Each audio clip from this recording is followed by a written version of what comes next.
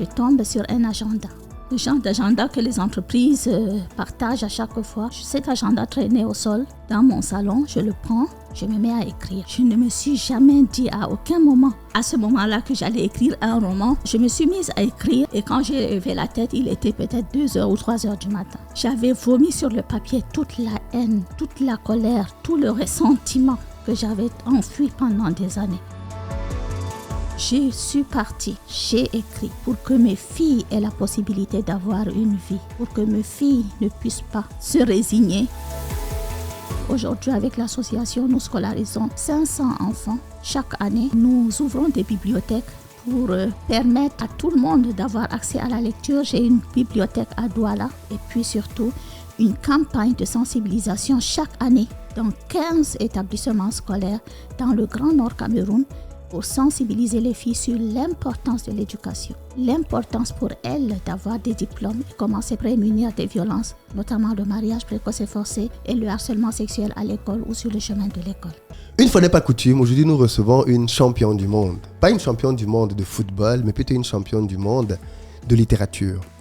Une femme de conviction, une femme dont le parcours aujourd'hui est raconté et connu dans le monde entier et qui a eu l'amabilité de venir dans notre podcast pour nous parler de la flamme qui brûle en elle, de la mission qu'elle s'est donnée, de son écriture et de sa passion pour raconter son quotidien, mais aussi le quotidien de nombreuses autres femmes. Vous l'avez certainement deviné, il s'agit de Djaïli Amadou Amal, prix Goncourt des lycéens 2020 avec son célébrissime livre Les Impatientes. D'ailleurs, je vous le dis tout de suite, dans la barre de description, vous pourrez trouver un lien qui vous permet de vous le procurer. Si vous vous demandez pourquoi on reçoit une dame de lettres ici alors qu'on parle d'argent et de business, je pense que vous allez très rapidement comprendre. Nous mettons ici en avant des personnes qui ont du succès dans leur domaine, des personnes pour qui l'argent finalement a été une clé. Et vous allez bien comprendre dans ce podcast à quel point l'argent peut être un outil d'asservissement, un outil d'emprisonnement, mais aussi un outil de libération qui justement peut permettre à des femmes, parce que c'est de ça dont il va être question ici, de pouvoir choisir leur vie, choisir leur destin. C'est une émission un peu atypique par rapport à celle qu'on voit d'habitude, mais c'est une émission qui vous saisit, qui vous prend aux tripes parce qu'elle parle avec le cœur et je suis sûr qu'elle va vous parler. J'imagine d'ailleurs que ce podcast va certainement être l'un des plus touchants qu'on a fait ici. Donc dites-moi à la fin de l'émission ce que ça vous a arraché comme émotion. Je suis très curieux de le savoir. Les amis, prenez une tasse de thé, de café, posez-vous. C'est 1 heure à peu près l'échange, mais c'est 1 heure que vous n'allez pas voir passer parce qu'en réalité c'est un roman. C'est un roman qui est raconté dans cet épisode et je suis très très content qu'elle ait trouvé du temps. Enfin, ça fait 2 ans à peu près qu'on essaye de faire cette émission, on n'a pas pu. Mais là, de passage à Paris, on a enfin pu trouver un créneau pour se rencontrer. Donc, c'est une interview exclusive. Je vous invite véritablement à aller dans la barre de description pour pouvoir prendre ses livres, soutenir son travail et notamment attendre le prochain livre qui paraîtra le 19 août et pour lequel là aussi j'espère vous donner des précisions le moment venu pour que vous puissiez prendre des livres et continuer de soutenir son travail. Je ne vous en dis pas plus les amis, restez jusqu'à la fin. Let's go!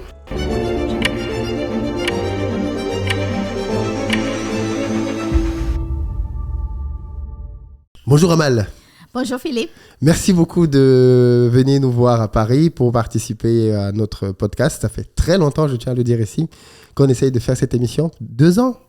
Oui, pratiquement. Pratiquement donc, 2 ans. Il est temps. Oui, il est temps. Et donc, je suis très, très content qu'on ait enfin pu trouver un créneau favorable pour enfin discuter et te faire connaître des gens qui ne te connaissent pas encore. Est-ce que tu peux commencer par te présenter pour les gens qui ne te connaissent pas? Eh bien, je m'appelle Djaïli Amadou Amal. Je suis camerounaise. Je viens de l'extrême nord du Cameroun, la ville de Maroua. Je suis écrivain, auteur avec eux ou autrice, comme on veut, de 5 romans, puisque le 5e est en train de sortir, donc je vais me la jouer et le citer aussi. Et puis, je suis prix Goncourt des lycéens 2020. Alors, prix Goncourt des lycéens 2020. Pour ceux qui ne savent pas ce que c'est, est-ce que tu peux dire ce que représente ce prix pour la littérature? Parce que c'est le prix qui t'a fait connaître du monde entier. beaucoup de personnes se posaient la question, c'est quoi le Goncourt? Oui. C'est quoi être sur la liste du Goncourt? Pourquoi est-ce que ça intéresse autant de personnes? Donc ça, c'est les personnes qui ne se sont jamais intéressées à la littérature. Oui. Eh bien, mon époux a une idée géniale. Il balance comme ça sur le net, mais le Goncourt, en fait, c'est juste la Coupe du Monde de la littérature. Et là, les personnes qui n'ont jamais lu se disent, la Coupe du Monde, il faut que le Cameroun gagne. Et donc, être sur la liste du Goncourt, ça nous ouvre à 2 prix en réalité. Bon, je dis 2 prix, mais il y en a plusieurs. Ouais. Donc, le premier prix, évidemment, c'est le Goncourt, où le livre qui gagne ce prix, c'est justement un jury qui choisit le livre. Ouais. Mais après, la même sélection, c'est-à-dire les 15 romans de la première sélection, est envoyée à 2000 lycéens en France. Donc, il y a plusieurs lycées qui participent partout en France et c'est 2000 lycéens. Les 2000 lycéens vont lire les 15 livres, travailler avec leurs professeurs et choisir lequel des livres est leur concours à eux. C'est dans ça le concours des lycéens. Et ce sont des prix finalement qui se valent parce que l'intérêt du concours, il n'y a pas vraiment de prix comme ça qu'on donne, d'argent qu'on donne, mais l'intérêt c'est plutôt que le concours suscite énormément de ventes.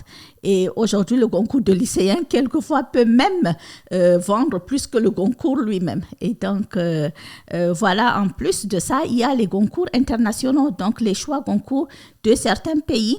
Et là, c'est toujours organisé par les instituts français, l'Académie Goncourt et les universités de ces pays-là. Et puis, je t'annonce quand même que ça fait 2 ans que le Cameroun a son propre choix Goncourt. Pour ma part, j'ai gagné 7 Goncourt à l'international. Oh, tu as gagné combien? 7. 7 Goncourt à l'international. Oui, le Goncourt du Royaume-Uni, le Goncourt de la Grèce, de la Serbie, de l'Algérie, de la Tunisie, de la République tchèque, et puis le Goncourt de l'Orient qui, lui, réunit 10 pays arabes. Donc, l'Arabie saoudite, l'Égypte, Érythrée, Iran, Irak, Jordanie, Émirats arabes unis, Qatar, et j'en passe. Je crois comprendre pourquoi, parce que de ce que je comprends, ton Goncourt gagne beaucoup dans les pays musulmans. Oui, aussi. Énormément parce que ça leur parle. Ça leur parle à toutes les femmes, mais aussi beaucoup en Afrique de l'Ouest. Justement, parce que c'est la même culture, puisque je parle d'un environnement du Nord Cameroun, qui est donc la zone du Sahel, du Cameroun. Ouais. Et l'ère culturelle soudano-sahélien, eh bien, ça parle à tous les Africains de ces pays de l'Afrique de l'Ouest. Ce qui t'a fait connaître, c'est un livre en particulier. Tu as déjà écrit 4 livres auparavant. Et ce livre-là t'a fait connaître partout dans le monde entier au final. Je voulais juste savoir, pour que tous ces pays lisent ton livre, il a été traduit En 5 langues environ. En 5 langues 35. 35 langues? Oui. Ah oui, d'accord. Combien d'exemplaires vendus? 500 000 exemplaires il y a à peu près 7-8 mois. 500 000 exemplaires? Oui. C'est énorme. À l'époque où... 500 000 exemplaires en français, en France. Attends, 500 000 exemplaires en français, uniquement en France? Oui. Ah ouais. Non, mais félicitations. J'imagine que ça te fait penser à des choses. C'est beaucoup d'argent. Non, mais c'est très, très, très intéressant. C'est très intéressant. Pourquoi ton livre touche autant les gens? Peut-être avant d'arriver au livre, parce que avant de faire cette émission, je me suis un tout petit peu renseigné quand même. Et ton histoire à toi-même, elle est bouleversante en réalité. Tu as une histoire assez incroyable. Tu nais au Nord Cameroun. Ce qui est intéressant, c'est que moi, je suis né, j'ai grandi au Cameroun aussi, mais je suis né dans la partie sud. Oui. Et je sais quelle est la perception qu'on a des jeunes femmes du Nord au Cameroun. Et ce que moi, je perçois en tout cas, comme étant quelqu'un qui vit dans le centre, et je pense que c'est à peu près la même chose qu'on a comme perception quand on pense en réalité à la femme musulmane dans le monde, c'est qu'en général, c'est une femme qui n'est pas instruite, c'est une femme qui fait beaucoup d'enfants, et c'est une femme qui est polygame et qui est finalement au service d'un homme. Oui, les préjugés. Voilà. Vrai, pas vrai, je ne sais pas, mais en tout cas, c'est la perception qu'on a, nous, quand on voit pas toutes les femmes musulmanes, hein, bien évidemment. On a fréquenté avec des musulmanes, ainsi de suite. Donc, mais quand on pense à cette région du Cameroun, c'est l'image qu'on a. C'est que ce sont des jeunes filles très tôt qui sont déscolarisées, qui entrent dans des mariages dans lesquels elles vont avoir beaucoup d'enfants très jeunes. Et donc, de fait, limiter leurs chances de pouvoir réussir dans la société. Est-ce que toi, tu peux nous parler un tout petit peu de ton enfance? Dans quelle famille tu nais? Comment tu grandis? Peut-être à quel moment tu rencontres la littérature? Eh bien, d'abord, je dois vous dire, je dois te dire, oui. Philippe, que tu n'as pas tort. Et la majorité des Camerounais pensent la même chose. Et c'est pas faux, en fait, même si ça peut nous vexer un tout petit peu, mais c'est la réalité. Je rappelle qu'aujourd'hui, en 2024, dans la région du Nord Cameroun, de l'extrême nord, de la Damawa, nous sommes à peu près à 60% des filles mariées avant l'âge de 18 ans. Qui dit mariage précoce et forcé? Parce que généralement, les mariages précoces sont également forcés. Parce que quand on dit forcé, ce n'est pas non plus par, comme dans les mauvais téléfilms où on prend la fille, on lui dit « tu vas te marier », elle se débat, elle dit « non, je ne veux pas me marier », ce n'est pas ça. Par la force, ça veut dire par la persuasion. On vous persuade que c'est pour votre bien. On vous harcèle presque. Vous avez toute la société, toute la famille sur votre dos et vous n'avez pas de possibilité de dire non. Et le mariage précoce et forcé, c'est l'une des violences les plus pernicieuses qui soit parce que c'est une violence qui entraîne automatiquement toutes les autres formes de violence. Les violences physiques, les violences sexuelles, les violences psychologiques et puis, très important, les violences financières. Parce qu'une fille qui est mariée très tôt n'a pas fini ses études, n'a pas appris un métier et donc dépend totalement de son époux. Et quand on dépend de quelqu'un financièrement, eh bien, on n'a pas tellement le choix. Pour ma part, j'ai grandi donc dans une maison Peul à Marois. Mon père est Peul, ma mère est égyptienne. Et j'ai eu donc cette double culture, mais qui n'a pas vraiment changé ma vie. J'ai eu la vie de tous les enfants, de toutes les filles dans l'extrême nord du Cameroun, dans la ville de Marois. Dans la maison familiale, il y avait le côté de mes oncles paternels avec leurs épouses. Il y avait un côté où il y avait ma grand-mère et puis ma tante. Ma tante a joué un rôle hyper important dans ma vie parce que ma tante a quitté ses mariages, parce qu'elle en avait plusieurs, pour rentrer à la maison, s'occuper de nous. Elle n'a pas eu d'enfants et une fois que mon père a commencé à en avoir, eh bien ma tante s'est dit, bon, je quitte tout pour être là. Et surtout, pour m'assurer qu'ils auront bien une éducation Peul, puisque la maman est égyptienne. Donc, donc il y a ce côté-là aussi. Mais je dois beaucoup à ma tante. Et puis, je suis inscrite à l'école. Ça, c'est quand même une chance parce que mon père était professeur de langue arabe.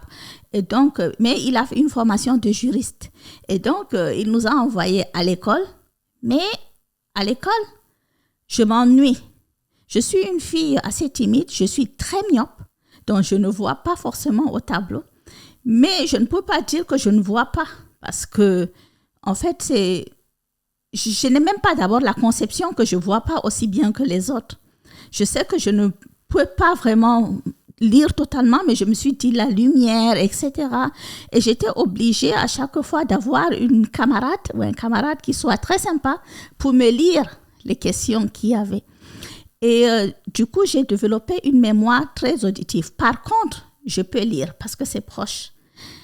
Quand c'est un livre, je peux lire. Et donc, je me réfugie très tôt dans la lecture. Et tu vas me demander comment, puisque je suis dans une ville où il n'y avait aucune librairie et aucune bibliothèque.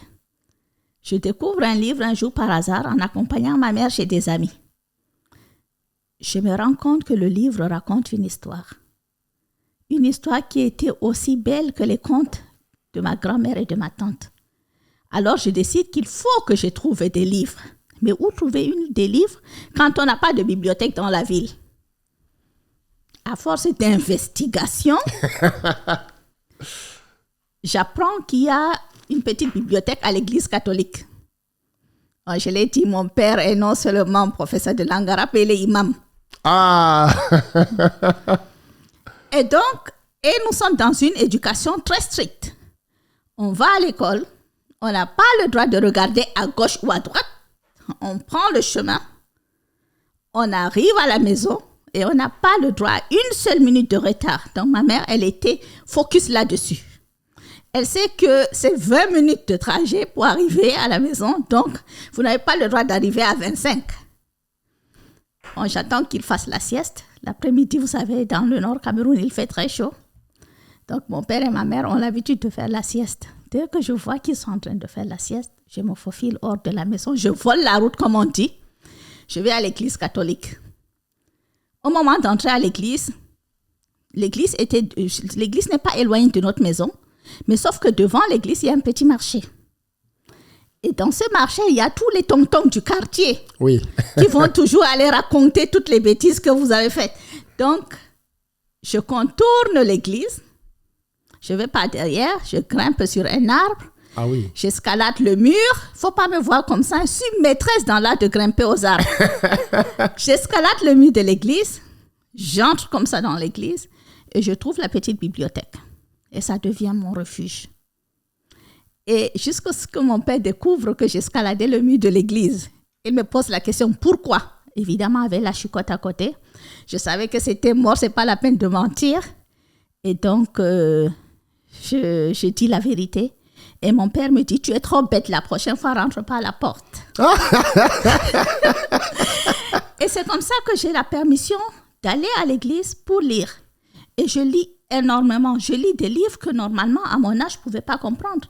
Je lis Les Misérables quand j'avais 10 ans. Ah oui, quand même. Oui, et puis vers 13-14 ans, je découvre la littérature africaine. Je me souviens, le premier roman que j'ai lu de la littérature africaine, c'est Le Vieux Nègre et la médaille. Ça me parle. Et puis ensuite, je lis Sous l'orage de Seydou Badian. Et à ce moment-là, je me rends compte que le livre, ce n'est pas seulement pour raconter des histoires qui sont certes belles, mais quand on parle d'une forêt en Irlande, forcément, ce n'est pas mon environnement. Mais Sous l'orage de Seydou Badian, j'avais 14 ans. On venait de me fiancer et je n'avais pas trouvé que c'était bizarre ou pas normal ou quoi que ce soit parce que depuis l'âge de 12 ans, j'ai des prétendants. Et depuis l'âge de 12 ans où je suis entrée au collège, eh bien, mes camarades de classe se mariaient les unes après les autres. On allait dans ces mariages-là. On trouvait que c'était normal. Et donc, c'est Sous l'orage de Seydou Badian me fait comprendre que j'ai raison de penser que ce n'est pas normal. Que j'ai raison de voir qu'il y a un problème. Ce mariage ne s'est pas fait tout de suite, pas à 14 ans, parce que mon prétendant, ou plutôt mon fiancé à l'époque, était étudiant. Et puis, c'était un garçon que j'aimais bien parce que je ne le voyais pas. Donc, il n'était pas menaçant. C'est quelqu'un qui était le grand frère de mes copines de classe.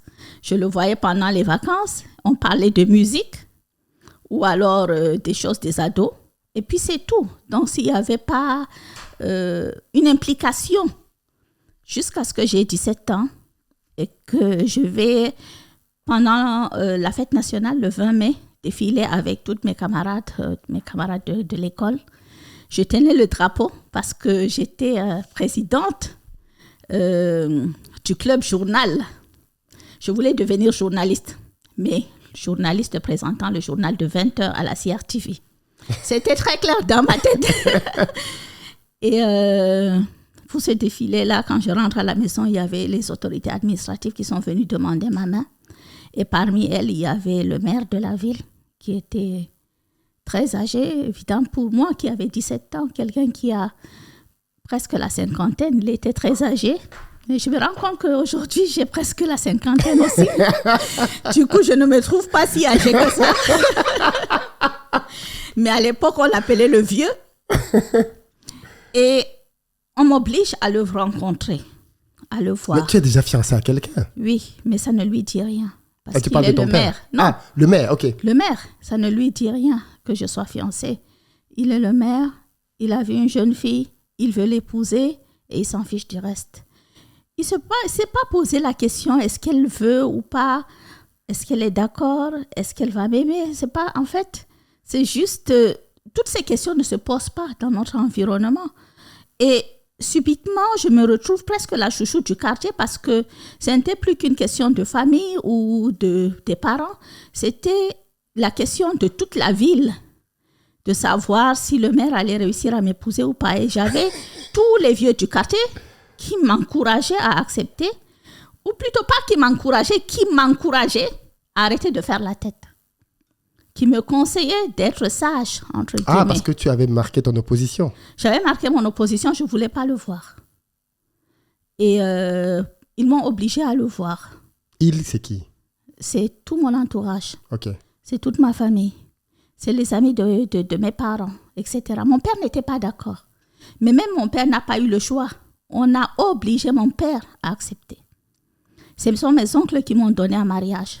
Et moi, pour ne pas le voir, parce que quand je suis arrivée en 5e, j'avais eu mes premières lunettes. Comme je l'ai dit, je suis très myope. Pour ne pas le voir, j'ai enlevé mes lunettes. Le jour du mariage? Non, le jour où on me demande de le rencontrer. Le deuxième jour où il vient et que je le vois, j'avais mes lunettes, mais je ne le vois pas. Est-ce que tu peux expliciter? Ça veut dire quoi, le rencontrer? Quel est le but de cette rencontre? En fait, il veut épouser une fille, il veut la revoir une deuxième fois. Mais il t'a déjà vu une première fois? Pendant le défilé. Ah! Il ne m'a pas parlé. Oui. Et quand il vient me voir pour pour moi, ça sera plutôt la première fois. La première, oui. En fait, il ne me pose pas la question, est-ce que tu veux m'épouser? Est-ce que tu es d'accord? Non. Il va dans son délire. C'est un acquis. Et voilà. Donc, et je n'écoute pas. Et je ne vois pas parce que je suis myope. Tu as enlevé tes lunettes. Pourquoi tu enlèves tes lunettes? Pour moi, c'était une forme de me révolter déjà. Je ne pouvais pas dire non parce que j'ai été éduquée pour ne pas dire non. Quand les grandes personnes me parlent, quand mes parents me parlent, quand ma famille me parle, je suis éduquée pour écouter et obéir, c'est tout. Donc, je n'ai pas une autre culture ou une autre possibilité, mais par la lecture, je savais déjà que j'étais déjà révoltée au fond de moi. Et donc, la deuxième fois que je le vois, il est venu à la maison. Lui, il préparait déjà le mariage. Et la troisième fois, c'était la nuit de noces. Et ça m'a complètement détruite. Complètement. Et j'ai fait pendant au moins 3 ans des dépressions, des maladies psychosomatiques, la boulimie, l'anorexie, des crises d'hypertension, des crises de spasmophilie. Si jeune. Je faisais des tentatives de suicide, mais les Nivaquine, c'est trop amer à avaler. Non, mais vraiment, j'ai une phobie pour les médicaments et c'est ça qui m'a sauvé la vie. Parce que je ne savais pas d'autres moyens de pouvoir me suicider. Donc, pour moi, se suicider, c'est avaler des Nivaquine.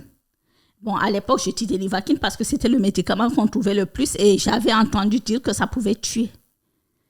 Donc, je prenais 2, 3, 4 et après, je me riais sur la boîte de chocolat. C'était beaucoup plus facile. Finalement, ça a été une forme de suicide puisque j'ai fini avec le diabète. Je prenais une boîte entière, vous savez, le chocolat à tartiner. Je pouvais manger toute la boîte et après, je vomissais. Et tout ça, toute la famille était totalement sourde à ma souffrance. Ta famille, à toi? Ma famille, mon entourage. Tout le monde savait ce que j'avais. Pourquoi j'étais aussi mal. Mais tout le monde préférait se dire « Ah, c'est sa coépouse qui a jeté un sort. » Tu étais la quantième épouse? J'étais la 2e à ce moment-là. Et on pouvait dire « Ah, c'est un djinn qui la hante. » Donc, il y avait toutes formes de raisons, toutes sortes de raisons, sauf la vraie raison. Et la vraie raison, personne ne voulait l'entendre. Et la vraie raison, peut-être finalement, moi-même, je ne pouvais pas l'exprimer. Jusqu'à ce qu'un jour, quand j'étais au plus mal, je tombe sur un agenda.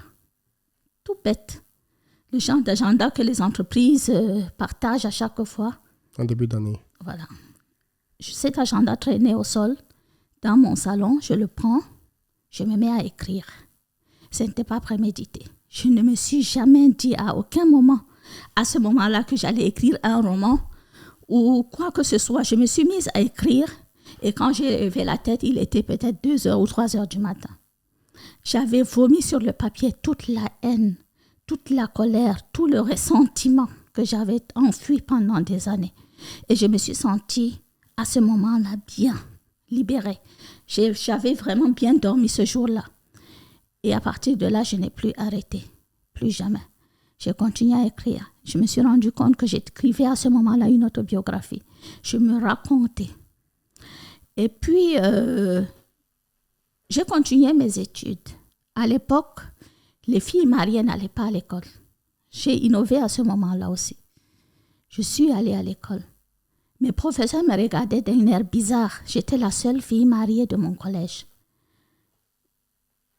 Mon époux a tout fait pour me dissuader d'aller à l'école, bien entendu. Et c'est très difficile d'aller à l'école quand on est marié, surtout quand on est encore au lycée. C'est extrêmement difficile.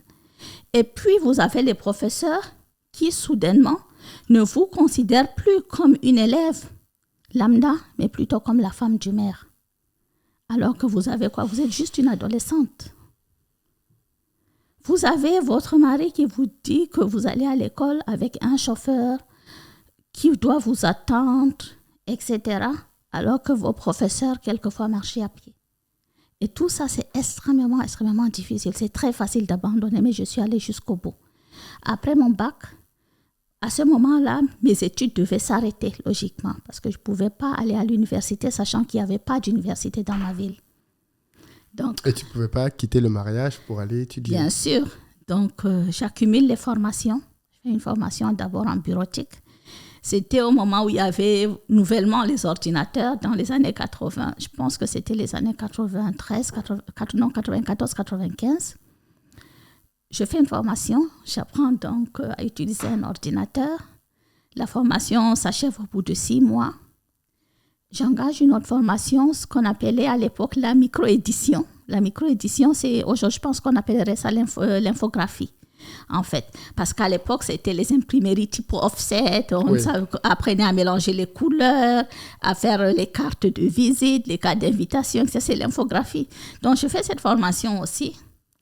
Je veux travailler et tout, je veux être indépendante. Moi, ça n'a jamais été dans ma tête d'être une femme au foyer. Et à ce moment-là, dès que j'ai commencé à écrire, je trouve la force d'aller trouver mon père et de lui dire, soit tu me laisses rentrer à la maison, soit je vais partir où vous n'allez plus jamais me retrouver, soit je vais me suicider et à ce moment-là, je ne me raterai pas. Il a rigolé et il m'a dit, tu es bête, rentre à la maison. Et je suis rentrée et j'ai pu divorcer. Et à ce moment-là, mon père est décédé subitement d'une crise cardiaque. Et je me retrouve une fois de plus. Juste avant le décès de ton père, comment se passe le divorce? C'est pas du tout usuel, ça. C'est pas usuel, mais une fois que mon père décide de me soutenir et que ma mère marche aussi, eh bien, je suis rentrée à la maison. J'ai décidé que je ne retournerai pas malgré toutes les... Du jour au lendemain? Du jour au lendemain. Ça fait quand même 5 ans et demi de mariage. Un enfant. Et voilà, et tout ce que je traînais, toutes les maladies psychosomatiques que je traînais, toute la... Pourquoi cette démarche à ce moment-là? Tu te dis que tu es arrivé au bout, tu satures? Non, en fait, une fois que tu commences à écrire, parce que c'est l'écriture thérapeutique, tu fais toi-même une thérapie en passant par la littérature. Et donc, une fois que je commence à écrire, mes idées se mettent en place et mes lectures aussi prennent tout leur sens parce qu'on lisait pour lire, mais à ce moment, maintenant tu peux transposer, tu sais, tous les personnages à ta propre vie. Tu peux voir comment les personnages réagissent et à ce moment-là, tu te dis, tu apprends des choses. Et j'avais lu, comme je le disais, Sous l'orage, où on parle de mariage forcé. J'avais lu Une si longue lettre de Maria Mappa. J'avais lu tellement de romans qui parlent de cet environnement que j'ai la force de dire non, je refuse de continuer. Et quand je demande le divorce, bien sûr, ce n'était pas aisé. À ce moment-là, c'est ma détermination qui joue. Et en pleine procédure, mon père décède. À ce moment-là, j'aurais pu céder et retourner, mais non, je ne le fais pas. Je vais jusqu'au bout et je rencontre quelqu'un. Plus tard, Je tombe amoureuse. Je l'épouse. Je suis la deuxième femme. Je reproduis le schéma. Je donne juste une seule condition, c'est que je veux continuer mes études. Il a l'air charmant au début, mais vraiment. Il me propose d'aller vivre à Douala, de continuer mes études. Pour moi, j'étais la femme la plus heureuse. J'arrive à Douala. Au moment de m'inscrire, j'ai envie de m'inscrire à l'université pour poursuivre mon rêve de devenir journaliste. Ou alors, je veux faire la psychologie. Donc, j'étais en train d'hésiter entre les deux. Et c'était les années 2000. Donc, on venait d'avoir, tu sais, le cursus professionnel dans les instituts privés. Oui. Et il me dit, non, tu ne vas pas à l'université, tu vas dans un truc privé. J'accepte et j'ai dit, je veux faire communication à ce moment-là. Et il me dit, non, mon épouse ne peut jamais faire communication. Tu feras la comptabilité ou la gestion, c'est tout. Et Philippe, tu sais quoi? Je déteste les chiffres. Je détestais les mathématiques, bon, peut-être parce que je ne voyais rien au tableau. Et donc, je supplie le directeur de cet institut. Je lui dis, je suis nulle en maths. Et ça ne m'intéresse pas. Et il me dit, il joue sur les mots, il me dit, t'inquiète. Et il dit à ce monsieur, oui, elle a dit, elle va faire gestion commerciale. Il y a le mot gestion, tout va bien. Sauf qu'en fait, c'est tout ce qui est commercial, marketing, communication, etc. Donc, je fais cette formation, je tombe enceinte, je rentre à la maison, donc chez moi à Maroua, donc je quitte Douala. Et là, j'entre dans une phase extrêmement difficile, mais que beaucoup de femmes connaissent. L'emprise psychologique, la violence. La violence, elle commence jamais par le coup que tu. Elle commence toujours par une oppression. Tu ne sors pas. Tu ne parles pas à tes amis. Elle commence toujours par une emprise. Personne ne voudra jamais de toi. Tu es trop grosse. Tu es trop courte. D'ailleurs, tu es trop laide. Tu es ceci, tu es cela. Il y a ça qui ne va pas chez toi. Tu vois, il y a toujours, donc, à un moment, tu es totalement sous l'emprise de ton bourreau. Et puis, il y a les insultes. Et puis, la première gifle. Le premier coup de poing. Les coups de pied. Tu acceptes. Et tu t'enfonces. Il te frappe d'abord. Il t'offre un bijou. Et puis, il te refrappe. Et il t'offre un voyage. Et il devient le meilleur mari qui soit. Et il dit qu'il est super amoureux de toi. Et tu t'accroches à ça. Et il te refrappe. Et ainsi de suite. Pendant 10 ans, j'ai écrit seule dans mon salon. J'ai étudié seule dans mon salon. J'ai eu 2 filles. Et c'est ça qui m'a réveillée. Je savais que si je ne fais rien et que je continuais là-dedans, mes filles allaient être envoyées en mariage à 14 ans. Ou moins. Et en tant que leur mère, je n'aurais pas droit à la parole. Alors je me suis enfuie. Je suis venue à Yaoundé. Il a tout fait pour que je rentre, pour me faire céder. Et l'une des dernières armes qu'il a utilisées, c'est de kidnapper les filles sur le chemin de l'école. Et moi, en tant que mère, j'avais un choix. Qu'est-ce que je fais? Est-ce que je retourne en arrière pour pouvoir être avec mes enfants qui avaient certainement besoin de leur mère à 6 ans, 7 ans? Ou alors est-ce que je me bats? Je résiste. Je continue, je vais jusqu'au bout de ma révolte pour qu'à 13 ans, 14 ans, quand tu serai au seuil de l'adolescence, je sois là et que je sois devenue quelqu'un. J'ai fait le dernier choix et je pense que c'était le meilleur choix qui soit. Voilà. Alors, tu dis, les 2 filles dont tu parles, ce sont les filles qui sont issues de ce mariage-là? Oui. Ton premier enfant, c'était un garçon? Oui. D'accord, ok. Et donc, ces 2 filles-là, tu vas les perdre de vue pendant 5-6 ans? Pendant 2 ans. Là, totalement. Parce qu'ils refusent que je m'approche d'elle. Ils refusent que ma famille s'approche. Il fait un chantage. Je vais voir toutes les personnes qu'il faut pour pouvoir voir mes enfants. Mais on est dans un environnement où celui qui est plus riche est celui qui a raison. En tant que femme célibataire, de toutes les façons, j'étais traitée de tous les noms par les personnes de ma région. Si j'ai quitté mon mariage, c'est que je suis une mauvaise fille, je suis une mauvaise femme, je suis une mauvaise mère, je suis une mauvaise épouse, je suis une mauvaise tout en réalité. Et puis, si vous êtes une femme célibataire qui refusez de vous conformer, c'est parce que vous voulez être, entre guillemets, une pute. C'est juste ça, en fait. Soit vous êtes marié, vous restez sage dans les normes, dans ce qu'on attend de vous, soit vous décidez de vous battre, d'être autre chose, de réussir votre vie, de travailler, d'être indépendante, et à ce moment-là, vous êtes une pute. C'est tout dans notre région. Mais je suis rentrée 2 ans plus tard avec un roman. Et je leur ai dit, tout simplement, j'ai des choses à dire. Que vous le vouliez ou pas, que vous soyez d'accord avec moi ou pas d'accord, vous êtes obligés d'entendre ce que j'ai à dire. Ça a commencé comme ça. Et donc, dans ton premier roman, tu parles de quoi? De la polygamie, du mariage précoce et forcé, de la violence faite aux femmes, de la place de la femme dans notre tradition, etc. Et c'est perçu comment? Là, tu lèves le voile sur un tabou. Oui. C'est perçu comme ça devrait être perçu.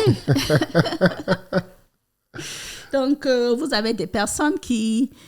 Tu es contre l'islam, tu es contre nos traditions, tu vas finir en enfer, tu racontes n'importe quoi. D'ailleurs, tu mens.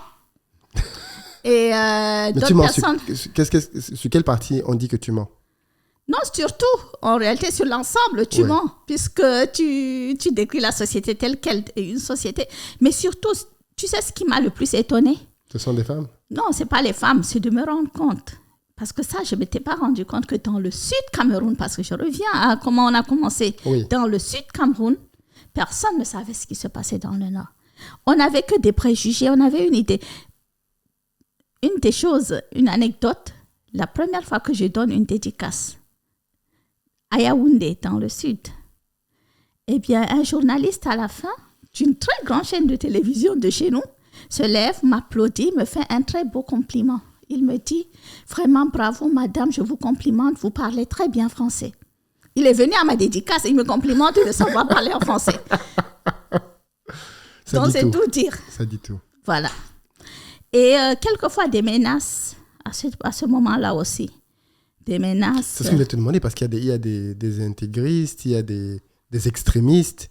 Il y a un ensemble de choses, un ensemble de personnes. Il y a les gens qui, vous savez, qui prennent ça comme si je m'adressais directement à eux, qui se croient les gardiens des traditions ou même de la religion.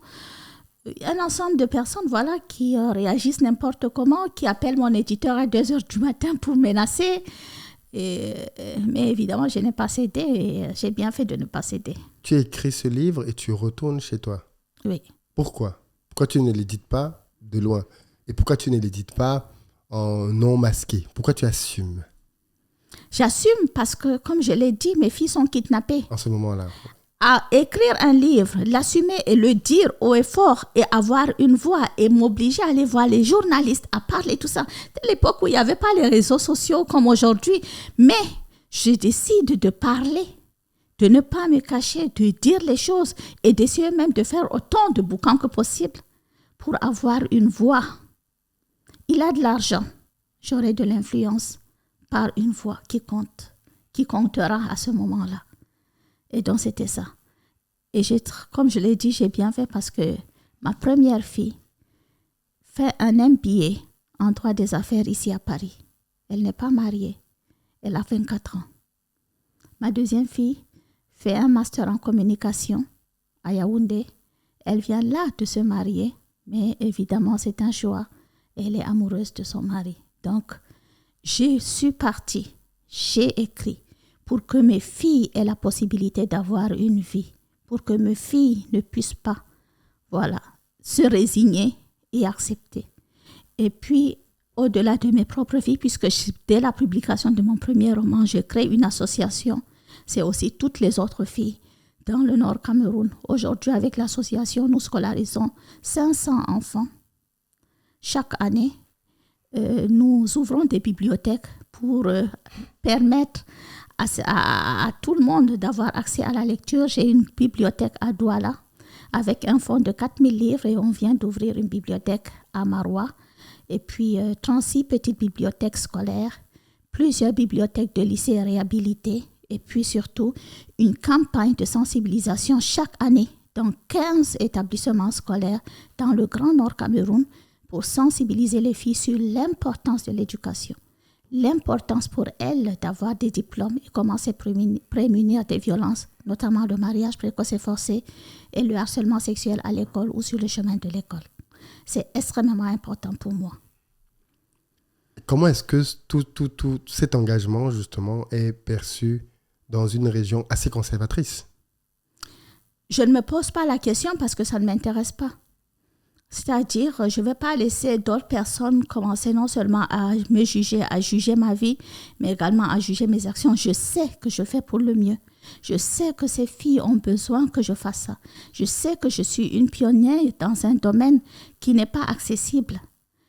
Eh bien, voilà, j'assume ce rôle que je suis très croyante que Dieu m'a donné et je pense que c'est la meilleure chose qui pouvait arriver. Est-ce qu'aujourd'hui, en 2024, tu as le sentiment que ce que toi, tu as vécu à ton époque, il y a de cela maintenant pas mal d'années, 30 ans, c'est encore le quotidien de beaucoup de jeunes filles? C'est pour ça que j'ai commencé par dire qu'aujourd'hui, en 2024, 60% des filles sont mariées avant l'âge de 18 ans. Et parmi celles qui sont mariées avant l'âge de 18 ans, les 3/4 le sont avant 15 ans. Donc, se dire que c'est un sujet totalement actuel et qui continue, voilà. Et puis, il faut rappeler quand même qu'il y a aussi, vous savez, tout ce qui se passe aussi à l'extérieur, mais qui aggrave la condition des femmes. Boko Haram, quand les écoles ferment, tu as vu les conséquences de la fermeture des écoles pendant la Covid. Oui. Eh bien, sauf qu'à l'extrême nord du Cameroun, les écoles ont fermé pendant 4 ans à cause de Boko Haram. 4 ans? 4 ans. Il y a des zones où pendant 4 ans, il n'y avait pas d'école. Et donc, ça veut dire des filles mariées, etc. Mais il y a également le changement climatique qui entraîne l'insécurité alimentaire. Quand on parle de changement climatique, les régions du Grand Nord sont les régions les plus touchées parce qu'il ne pleut plus. Donc, on ne peut plus se nourrir. Donc, on envoie les filles parce que quelqu'un d'autre s'en occuperait mieux quand on ne peut plus s'en occuper, etc. Les conflits à cause de ces changements climatiques, des milliers de déplacés, etc. Donc, il y a tout ce qui est extérieur, mais à 45% environ, c'est les facteurs socioculturels, et puis à 12%, c'est les facteurs religieux. Et dans les facteurs socioculturels, c'est tout ce que tu as cité là Non, les facteurs socioculturels, c'est les traditions, voilà, c'est ce genre de choses. Mais ce qui reste, le pourcentage qui reste, c'est donc la précarité qui est donc aggravée par les conflits, par le terrorisme, par le changement climatique, etc. Quand tu écris ce livre, pourquoi tu continues d'écrire? Pourquoi un deuxième livre? Mais parce que je suis devenue écrivain et c'est trop sucré. Mais oui, en fait, une fois qu'on a écrit, qu'on a publié, mais tout le monde vous attend. Si vous avez toutes les personnes qui disent « Oui, mais tu as un talent, tu sais écrire, c'est très bien. À quand le prochain ?» Mais tu te mets à écrire et puis une fois que tu attrapes le virus, je te jure, c'est même pas la peine d'essayer de se soigner parce que c'est pas possible en fait. On éprouve ce besoin de continuer et donc de continuer à dénoncer et tout. Mon deuxième roman n'a rien à voir. Je parle de ces femmes qui sont accusées d'être des sorcières, mangeuses d'âmes et dans notre société. Et puis il y a le troisième. Je savais que j'allais écrire sur les violences faites aux femmes. Mais comment pouvoir parler de toutes les formes de violence en allant sur un seul roman? Oui. Un seul personnage, etc. Donc, ça a été un roman très difficile à écrire, d'autant plus que, comme je l'ai dit, comme je t'ai raconté, j'ai fait l'expérience de cette violence-là. Et donc, là, c'était vraiment hyper compliqué. J'ai réfléchi très longtemps. Et puis, un jour, j'étais dans la dédicace d'un de mes romans, du deuxième roman, quand quelqu'un s'approche de moi, d'une association que j'adore et dont je fais partie, qui est Tabital pour la Aqua International. C'est l'association pour la pérennisation de la culture Peul. Donc, c'est une association qui se trouve dans 22 pays en Afrique. Et donc, cette personne s'approche de moi un jeune homme, il me dit, Hadja, voilà ma contribution, il me donne un papier. Tout simple. Et dans ce papier, un format, il a écrit à la main ce qu'il a intitulé en langue peul « Les conseils d'un père à sa fille ». Donc, Koba Bawazi Biyum Deppo, les conseils d'un papa à sa fille. Et quand à la maison, tranquillement, je lis ce qu'il a écrit, eh bien, je me suis dit, mais oui, ces conseils d'un père à sa fille pendant les mariages. Parce que chez nous, quand une jeune fille, quand il y a le mariage, eh bien, la dernière scène, en fait, c'est quand on porte la fille pour l'amener chez son père, pour qu'elle reçoive, non pas les dernières bénédictions, mais les derniers conseils.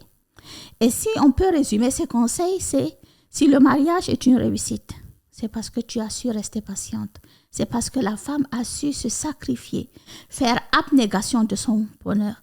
Si le mariage est un échec, c'est totalement de la faute de la femme. Et puis on lui dit, Mounial, sois patiente. Accepte tout, supporte tout, surtout sans te plaindre. En fait, c'est ça que ça signifie Mounial. Et puis pour moi, c'était tout trouvé. Un mot qui au départ est une valeur fondamentale de notre culture, musulmane mais également peul, mais finalement une valeur de toutes les religions, parce que la patience, aussi bien chez les chrétiens, les juifs, etc., dans nos religions même africaines, la patience est une valeur absolue. Comment est-ce qu'une valeur peut devenir un mot d'oppression, un outil d'oppression pour les femmes? Donc, la patience pour moi, donc c'est l'histoire de Ramla qui est confrontée au mariage précoce et forcé, de Hindu marié à son cousin de force qui subit un viol conjugal, des violences physiques, psychologiques, qui devient folle à force de violence, de Safira, cette femme de 35 ans à qui on dit tu es déjà vieille, tu n'es plus que la Dada Saré, la maman de la maison, laisse ta place en tant que femme aimée, à Ramla qui a 17 ans et qui a l'âge de sa fille. À toutes ces trois femmes, la société n'a qu'un seul conseil qui se répète telle une litanie tout au long du roman. Mounial, Mounial, sois patiente. Et donc, le roman Les Impatientes, ou dans sa version camerounaise, Mounial, les larmes de la patience, si ce roman a autant parlé aux femmes dans toutes les cultures par rapport à son universalité, c'est tout simplement des femmes qui se disent « Je suis fatiguée d'être patiente. Je suis fatiguée d'accepter tout, de supporter tout. Je suis fatiguée de me soumettre à tout ce qu'on attend de moi. J'ai besoin de respirer, tout simplement. » Très intéressant. Ça donne envie de le lire. J'imagine qu'il est toujours disponible. Ne me dis pas que tu ne l'as pas lu. Non, je ne l'ai pas lu, malheureusement. Et ça va être corrigé assez rapidement. Parce qu'effectivement, je ne lis plus les romans, parce que je lis d'autres choses. Mais ce que tu racontes donne terriblement envie de le lire. Il est sur Amazon, dans les librairies. Partout, parce qu'en plus, il est en poche chez J'ai lu. Donc en France, il est vendu partout. En Afrique également. En Afrique, il est en coédition dans 10 pays. Dans une édition qui s'appelle Terre solidaire, donc avec plusieurs éditeurs, chacun dans son pays. Et au Cameroun, il est au programme scolaire pour les classes de terminale. Et d'ailleurs, il était au bac hier.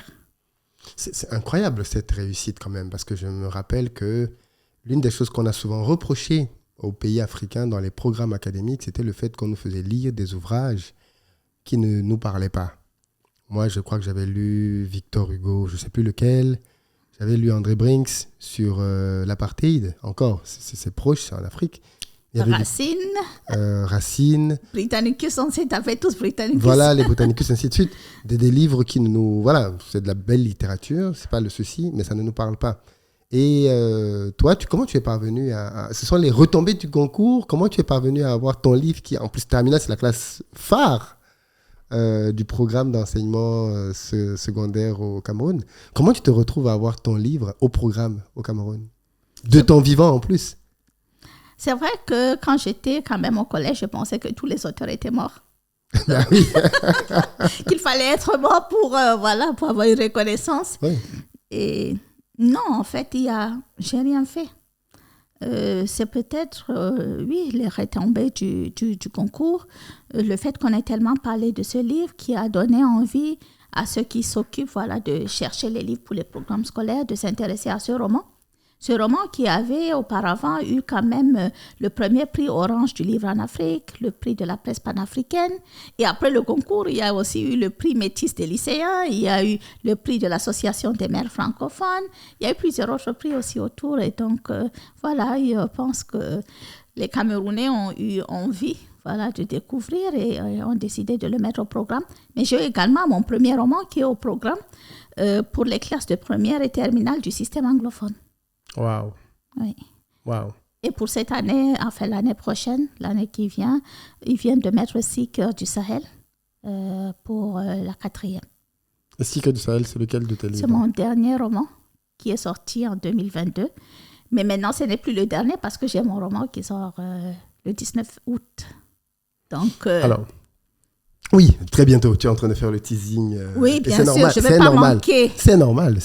Tu vois que je suis une businesswoman aussi. Mais justement, on va parler de ça. L'une des raisons pour lesquelles les gens ne s'intéressent pas à l'écriture, c'est qu'on se dit, il n'y a pas d'argent dedans. Les gens ne lisent. C'est ce qu'on se dit. Les gens ne lisent plus. Les gens sont tout le temps connectés sur des écrans. L'homme noir, tu connais les clichés en plus. L'homme noir ne lit pas. Si tu veux cacher quelque chose à un noir, mets-le dans un livre. Et toi, tu viens et tu te dis que tu es écrivaine, et tu vis de ça et que tu vis confortablement de ça? Très bien. Très confortablement même. Ça, c'est parce que tu as gagné la Coupe du Monde. Il y a ça, certes. Mais je pense aussi qu'on voit beaucoup les sportifs, les chanteurs et autres qui font leur pub, qui sont aussi, qu'on voit beaucoup, des égéries dans les marques, qui font beaucoup de pubs, etc. Et puis quand on voit même les influenceurs, entre guillemets, qui gagnent totalement leur vie grâce aux réseaux sociaux, on se pose la question comment ils font. En fait, ils se donnent de la valeur. Et puis, ils intéressent. Moi, je suis passée par la littérature tout simplement. Par le biais de la littérature, je deviens une personnalité publique. Par le biais de la littérature, je me donne de la valeur. On lit mes livres. Ça génère de l'argent. Beaucoup d'argent, surtout quand on publie et qu'on vend, parce qu'on peut beaucoup vendre. Mais au-delà de ça, les autres s'intéressent aussi à ce que vous faites. Et avant le concours, par exemple, si on m'invite dans une université ou quelque part pour donner une conférence, évidemment, je ne suis pas payée autant qu'après le concours. Tu as augmenté ton cachet. J'exige mon cachet. Je ne vais plus courir pour aller faire une conférence gratis. Il est hors de question que je fasse les choses gratuitement. Mais ça, c'est à nous aussi de nous imposer. Et de dire que oui, c'est un travail, oui, c'est ce que je choisis de faire, et oui, je dois gagner ma vie avec ça. Donc, c'est hyper important. Et c'est pour cela aussi que j'étais totalement révoltée. Quand au Cameroun, par exemple, bien avant le concours, qu'on invite, par exemple, les auteurs de la diaspora, qu'on leur paye un billet d'avion, qu'on leur donne les meilleures chambres d'hôtel, qu'on leur donne un grand cachet. Et que sur les auteurs qui sont sur place, qui font vivre la littérature camerounaise, qui n'ont pas immigré et qui essayent de se battre dans leur pays, eh bien, on ne donne rien parce que ce sont des écrivains de seconde zone. Moi, j'ai toujours dit non à ça, je ne suis pas d'accord. Et c'est pour cela que j'ai refusé aussi de quitter le pays.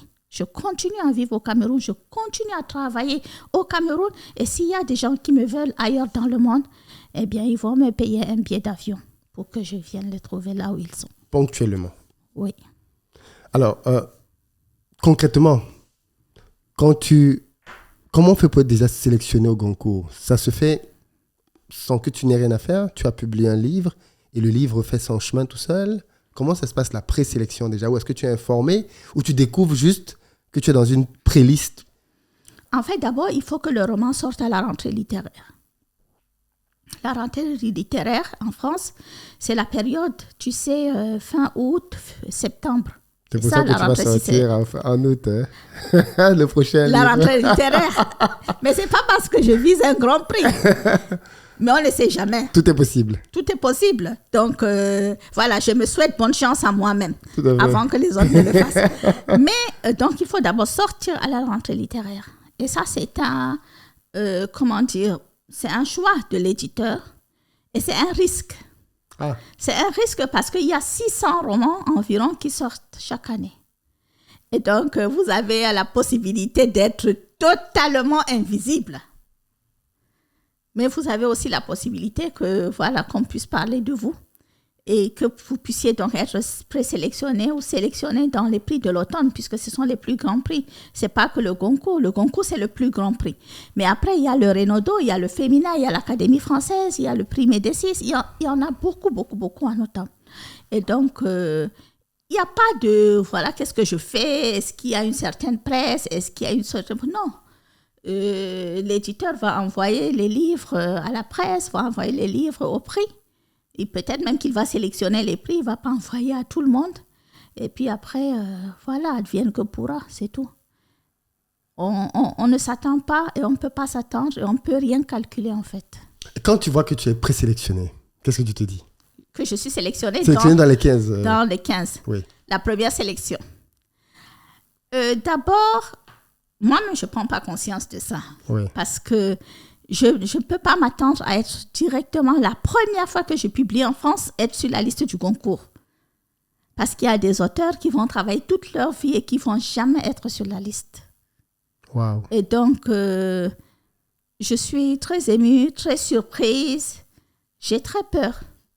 Parce qu'une fois qu'on est sur la liste, on se met à rêver. Et puis, et c'est très difficile psychologiquement parce que vous êtes sur la première liste du Goncourt. Pour 3 semaines, pendant 3 semaines, il y a la presse qui parle de vous ou autre. Et vous savez, moi, comment on m'a surnommée? Non. L'inconnu du Goncourt. Ah oui. C'est comme ça que je m'appelais. Dans tous les journaux, c'était l'inconnu du Goncourt. On parlait de moi en dernier. On parlait de moi. C'est qui cette femme? Depuis quand elle a publié? Est-ce que c'est un premier roman? C'est quoi ce livre? Donc, j'étais l'inconnue du Goncourt. Et puis, 3 semaines plus tard, il y a la 2e sélection, 8 romans. Donc, on a enlevé... un premier écrémage. Voilà. Et donc, sur les 8 romans, je suis encore là. Encore là. L'inconnu. Et là, il y a une réaction extraordinaire. D'abord des Camerounais, des Africains. Il y a des vidéos. Des écrivains qui font des vidéos, des influenceurs qui font des vidéos de soutien, des personnes lambda, des lecteurs. Il y a vraiment des vidéos qui circulent sur le net. Il y a voilà, un vrai... on sent, voilà, oui, pour la première fois, il y a un engouement. Les gens se sentent impliqués. C'est la Coupe du monde de la littérature. Donc, on supporte. On supporte. Et puis après, il y a les réactions négatives des personnes dont vous ne vous attendez pas à cette réaction. Des personnes qui me disent, oui, mais ne pense pas que tu pouvais être sur la dernière liste. Oui, mais tu dois t'estimer heureuse déjà d'avoir été sur la 2e sélection. Ou alors des personnes qui, du jour au lendemain, décident de ne plus m'adresser la parole alors que c'était des amis. C'est des réactions qui... Au départ, tu sais, quand tu entres dans un truc comme ça, tu n'es pas suffisamment armé, tu ne prends pas de distance. Et donc, tu reçois tout ça de plein fouet. Et 3 semaines plus tard, la dernière sélection. Donc, la finale, le carré. Et je suis dedans. Dans les 4 Dans les 4 derniers. Et puis, c'était en plein Covid. Moi, j'habite au Cameroun. Il faut que je puisse faire, tu sais, prouver. Mon éditeur doit prouver qu'il était impératif pour moi d'être en France à ce moment-là. Et l'ambassade de France qui a été vraiment là, extraordinaire. Mais vraiment, parce qu'ils ont tout fait. Même quand on avait des rejets pour la demande de visa, et ils insistaient, ils disaient non, c'est important, elle est quand même dans le Goncourt. Et puis, il y a le Goncourt des lycéens aussi. Et il faut qu'elle ait autant de chances que les autres qui sont sur place, etc. Donc, ils faisaient le nécessaire pour que j'ai l'autorisation de voyager. Parce que je ne rentre pas dans les cases qui ont été mises en place. Et voilà, donc j'arrivais à venir. C'était très amusant de pouvoir faire les autorisations à chaque fois qu'il y avait la presse ou autre pour pouvoir sortir et tout ça. Et voilà, mais ce dernier carré, c'était super intéressant. Il y avait du soutien qui venaient de partout. Et puis, le jour J, je ne gagne pas le concours. Mais je n'ai pas le temps de beaucoup réfléchir sur la déception parce que le lendemain, je gagne le concours des lycéens. Et puis, voilà. Donc, le concours est annoncé le lendemain, le concours des lycéens. C'est ça. Incroyable. Le lendemain ou sur le surlendemain. Tu es la première femme camerounaise à gagner le concours des lycéens? Non. Il y a eu Leonora Miano qui l'a gagné, je pense, en 2008. Mais nous ne sommes pas très nombreuses. Déjà, les femmes dans le concours des lycéens. Et puis, en Afrique, je pense que... Ouais, je ne sais pas. On a eu des africaines, des femmes qui ont gagné le concours lui-même? Le concours lui-même, des Africaines. Non, le premier Africain en réalité à avoir gagné le concours, c'est Bougar Sarr il y a 2 ans. Il a fait le tour du monde. Mais oui. Par rapport à son livre. Il est passé partout. Son livre a eu beaucoup de couvertures. J'imagine qu'il a vendu des millions d'exemplaires. Mais pareil, justement, une fois que tu as cette reconnaissance, qu'est-ce qui change dans ta vie? Tout change. Tout change parce que tu as une reconnaissance internationale. Tu vends beaucoup de livres. Tu es très, très sollicité. Très sollicité. Tu fais le tour du monde, pratiquement. Tu as des traductions partout. Il y a beaucoup de choses qui changent. Et puis, pour moi qui vis au Cameroun, j'ai la possibilité d'agrandir mon association. Grâce à ça, j'ai pu construire 2 bibliothèques. Grâce à ça, avant, je scolarisais 200 filles par an. Aujourd'hui, c'est 500.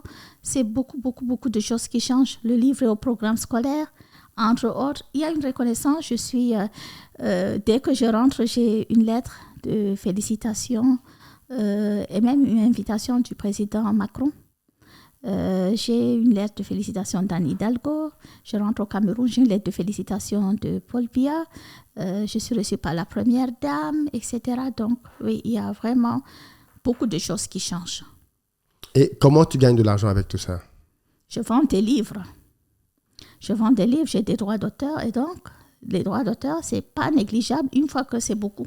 C'est ce que je voulais dire parce qu'on a l'habitude de dire que quand on est dans le domaine de la littérature, on ne gagne pas grand-chose sur un livre. L'éditeur prend l'essentiel de la part du livre. On parle parfois de 5, 10%. Généralement, les droits d'auteur, c'est sur, je pense, entre 10, 13, 14%. Donc, selon le contrat. Mais vous, en fait, en tant qu'auteur, vous n'avez aucune dépense. Parce que même l'éditeur, en fait, il y a la distribution qui prend déjà dans les 20%, il y a les librairies qui prennent dans les 25%, il y a la diffusion, il y a les attachés de presse, il y a les comptables et toute une équipe à payer pour les éditeurs. Donc, ce n'est pas tout le reste. Voilà. Donc, c'est une entreprise à part entière. Bon, pour moi aussi, une fois que vous gagnez un grand prix, votre nom devient presque une entreprise. Votre nom est bancable. Donc, en ce moment-là, vous avez aussi une équipe qui travaille. Et puis voilà, ça fait, même si c'était 5% sur des milliers d'exemplaires, ça fait quand même de l'argent. Mais le minimum, je pense, pour les droits d'auteur, c'est 10%, le minimum. Au-delà du nombre, au-delà de l'argent, tu dirais qu'aujourd'hui, toute langue confondue, ton livre s'est vendu à combien d'exemplaires? Sincèrement, je ne peux pas savoir parce qu'il ne faut pas que j'avance des chiffres. Je sais, comme je l'ai dit, il y a 7-8 mois, on a fêté les 500 000 exemplaires en France. Mais maintenant, il y a eu quand même plusieurs langues. Le livre est diffusé dans plusieurs pays. Les États-Unis, c'était une vente aux enchères pratiquement pour acquérir les droits de traduction. Et c'est une grande maison d'édition, HarperCollins, oui, qui a donc édité ce roman et a vendu en même temps en Angleterre et dans d'autres pays anglophones. Là, on est aussi en train de négocier pour qu'il y ait un partenariat pour le Nigeria, qui est aussi un très grand marché africain, et le Ghana. Bon, donc, il y a les traductions et tout ça, mais je dois attendre en réalité d'avoir les états. Et comme je ne suis pas si bonne que ça en chiffres, donc j'ai quelqu'un qui est meilleur que moi qui s'en occupe et qui vérifie tout. Mais ça fait quand même beaucoup de centaines de milliers d'exemplaires vendus.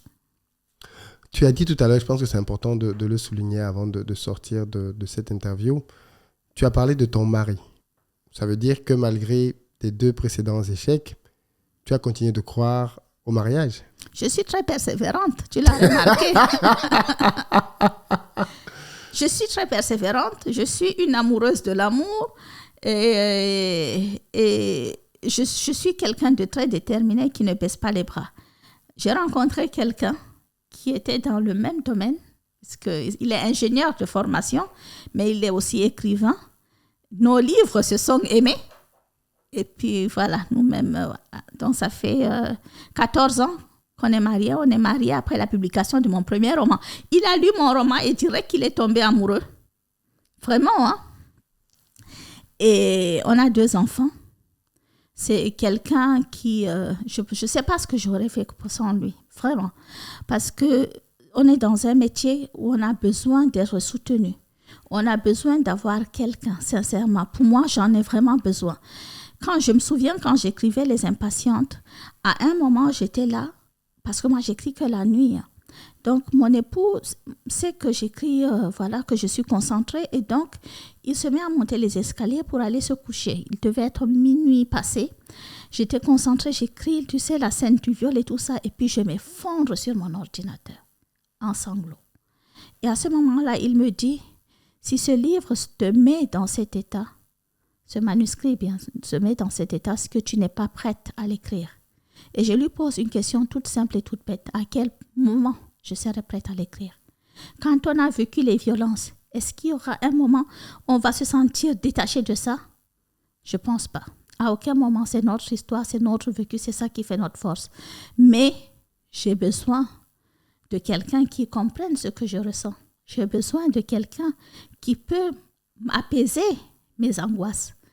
Il suffit de quelque chose de très, très, tu sais, que je vois par exemple un mari, un voisin qui frappe sur sa femme, ou une scène ou autre, et puis quand il y a un bruit, je vais me mettre à sursauter. C'est automatique. Et le fait de savoir qu'il est là, qu'il va me réconforter, il sait de quoi il s'agit, ça c'est hyper important. Donc, j'ai beaucoup de chance d'avoir rencontré quelqu'un comme ça, quelqu'un de très sensible, quelqu'un qui sait la difficulté du métier, quelqu'un qui est prêt à tous les sacrifices. Si je peux autant voyager, si je peux partir l'esprit tranquille, c'est parce que je sais qu'il est là. J'ai un devoir en tant que maman parce que mes enfants, ils ont juste, les tout petits, ils ont juste 10 ans et 11 ans. Ils ont encore besoin de leur maman tous les jours. Heureusement que papa est disponible. Heureusement que papa est là. Donc, on s'arrange pour que s'il voyage, eh bien, que je sois là. Il arrive des moments où nous voyageons tous les deux, où nous sommes invités aux mêmes événements tous les deux. Eh bien, à ce moment-là, on doit trouver une personne de confiance dans la famille pour que les enfants puissent être en sécurité et qu'ils ne se sentent pas seuls. Donc, c'est un métier quand même qui est assez prenant, qui peut complètement bouffer la vie aussi parce qu'on est entre 2 avions, etc. quand on a du succès. Et c'est ça que je souhaite à tout le monde. Et voilà, donc ça, de ce côté-là, j'ai beaucoup de chance. Quel est le rôle? Parce que je t'ai entendu une fois dans une conférence rendre hommage à ton père. Oui. Pourquoi déjà? Et quel est le rôle que tu penses qu'un père doit jouer dans la vie d'une fille, notamment dans ce genre de région? Parce que beaucoup d'hommes vont t'écouter aujourd'hui. Je rends hommage à mon père parce qu'il m'a inscrite à l'école.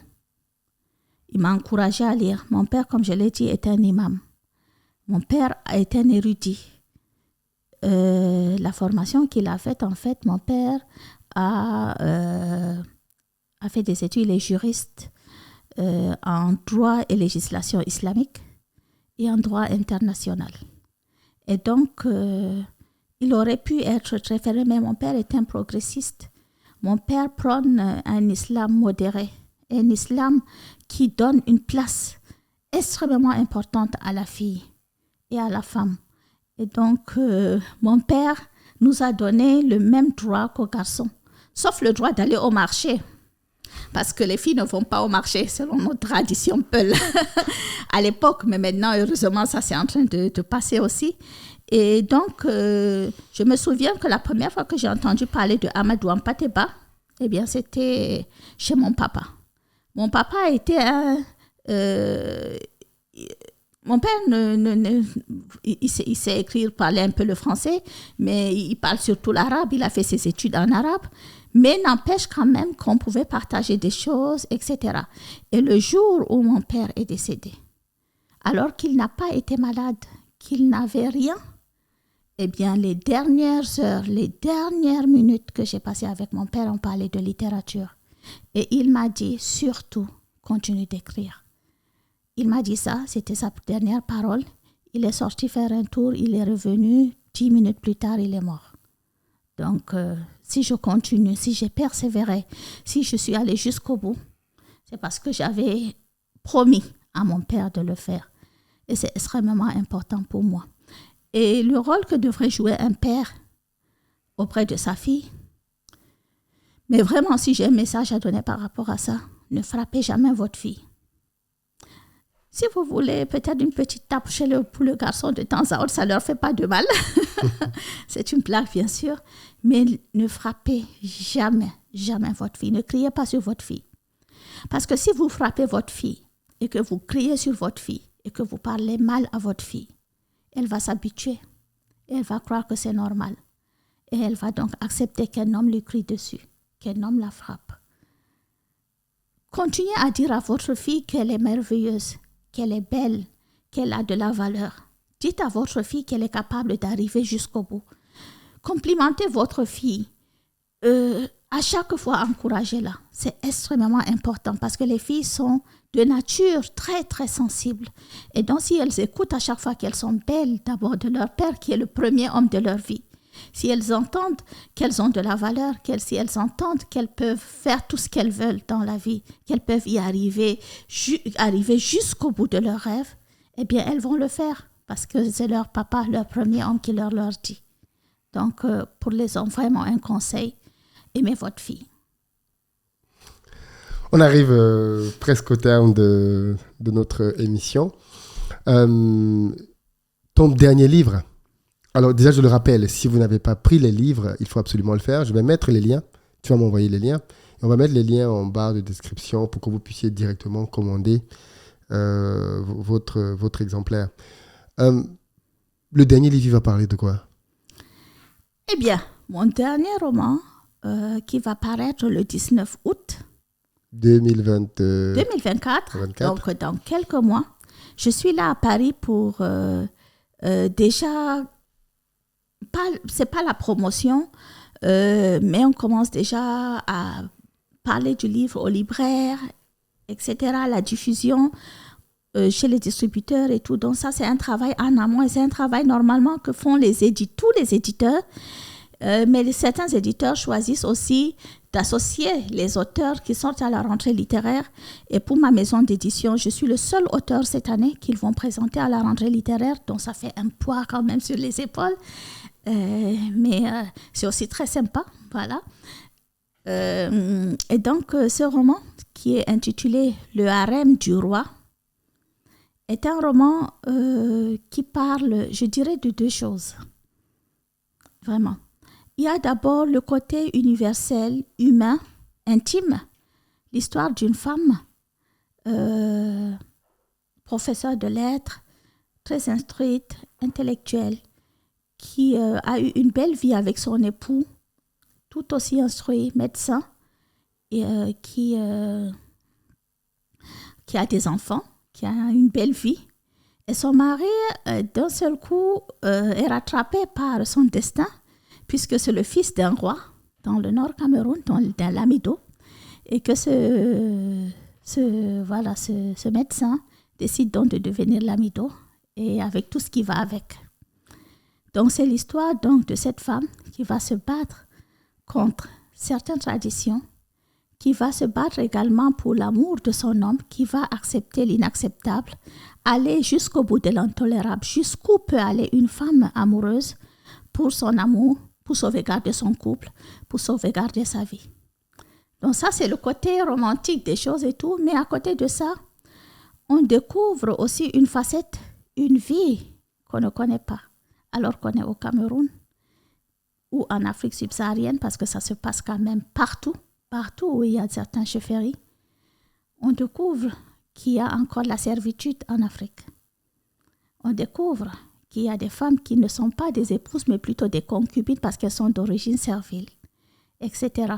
Et puis on entre dans le harem du roi avec Boussra, notre héroïne, et on se met totalement dans la peau de toutes ces femmes qui sont des figures invisibles de notre société. Ça t'a donné envie de lire le livre? Complètement, ou pas? complètement. Voilà. C'est peut-être notre prix qui le arrive. Le 19 août, ça sortira en même temps dans tous les pays. Oui. Donc, j'ai tout fait pour qu'en Afrique, on ait le livre au même moment et évidemment beaucoup moins cher qu'en France, pour que ça soit à la portée de l'Africain moyen. Et puis au Cameroun, le livre sera édité une fois de plus par mon éditeur camerounais avec qui j'ai toujours travaillé, François Kémé, dans les éditions Proximité. Ça sortira là-bas aussi le 19 août. C'est le même texte partout. Et puis voilà, donc lisez le livre et puis suivez-moi dans le destin de toutes ces femmes et puis pleurez avec elles, riez avec elles, mais surtout prenez conscience qu'il y a des situations quand même encore intolérables chez nous. Le 19, je te propose de m'envoyer un graphique, quelque chose qu'on va diffuser. Ah, ça c'est super, c'est gentil, merci beaucoup. Je t'en prie, pour souligner que le livre est disponible. Si tu as des adresses, comme ça on pourra les mettre pour que les gens puissent le prendre partout là où c'est possible. L'une de mes dernières questions pour toi, c'est, tu as publié ce livre-là qui met à nu et à mal finalement certaines choses qui sont cachées, notamment dans des environnements peuls et beaucoup plus loin dans des sociétés à forte prédominance musulmane. Comment expliques-tu que dans le même temps, dans ces pays-là, tu as été primé? On pourrait se dire que c'est l'effet inverse. Oui, beaucoup de personnes m'ont dit ça. Quand le roman était, voilà, on en parlait beaucoup et tous les impatientes, hein, il y avait beaucoup de commentaires. Non, c'est pas vrai, elle raconte n'importe quoi, c'est une mauvaise musulmane, c'est une mauvaise pelle, elle est contre les traditions, etc. On m'insultait. Mais il y a eu un effet extraordinaire aussi. Et ça, vraiment, je tiens à remercier les jeunes filles et beaucoup de femmes qui se sont levées d'une seule voix et qui ont eu une sorte de mouvement MeToo à la camerounaise en disant, si c'est vrai, moi je l'ai vécu, ma sœur l'a vécu, j'ai une voisine qui a vécu ça. Et donc il y a eu plein de témoignages comme ça sur les réseaux sociaux. Donc ça c'est super, on doit toujours se lever et dénoncer les choses. Mais le fait de dire que je suis contre l'islam, je suis une musulmane pratiquante en réalité. Vous voyez? Mais je suis aussi ce que mon père m'a appris à être, c'est-à-dire une musulmane tolérante, une musulmane qui n'est pas dans l'excès. J'ai peut-être mon foulard et mon pagne, je suis habillée pas en iranienne ou autre, ou en afghane, je suis habillée à la camerounaise, en tant que peul, comme on s'habille chez moi. Je ne mets pas de voile parce que je n'en ressens pas le besoin et je ne m'en sens pas obligée de le mettre. Mais quoi qu'il en soit, je respecte mes prières, etc. Je ne suis pas contre l'islam ou contre nos traditions. Je prône au contraire qu'on garde nos traditions parce que c'est des valeurs, tant qu'elles nous font du bien. Et on doit même inculquer toutes ces valeurs à nos enfants parce qu'ils doivent savoir où ils vont, qui ils sont pour savoir où ils vont. Mais tant que ces traditions ne nous font pas de mal. Donc, je ne vais pas accepter certaines choses sous le prétexte que c'est la tradition. Je ne vais pas accepter que ma fille soit, par exemple, excisée ou qu'il y ait le repassage de sang parce que c'est la tradition, sachant que ça leur fait du mal. Mais ça, c'est un exemple. Je ne vais pas accepter que ma fille se marie à 13 ans ou à 14 ans parce qu'il faut qu'elle se marie vierge et qu'il faut... Non. Donc, il y a des traditions qui sont complètement à effacer parce que ce n'est plus d'actualité. Les traditions ont été pensées par des hommes comme nous qui ont pensé qu'à ce moment-là de leur vie, il fallait mettre ça pour régler un problème. Ce problème-là, il est réglé depuis longtemps, on passe dessus. Mais certaines traditions qui prennent la tolérance, qui prennent que les enfants sachent et de la pudeur, que les enfants ne volent pas, que les enfants respectent les aînés, que les enfants saluent les personnes plus âgées. Ce genre de tradition, il faut les garder. Le fait d'aller saluer son voisin tout le matin, ça fait partie de notre tradition. Il faut les garder parce que c'est nous, c'est l'Afrique. C'est des choses, c'est des valeurs, c'est nos coutumes. On est fiers de ça, c'est notre personnalité et on accepte ça. Maintenant, par rapport à l'islam, s'il y avait eu une seule phrase, un seul mot qui insulte l'islam ou qui va à l'encontre de l'islam dans mes romans, je n'aurais pas été primée dans les pays arabes. Ça, c'est sûr.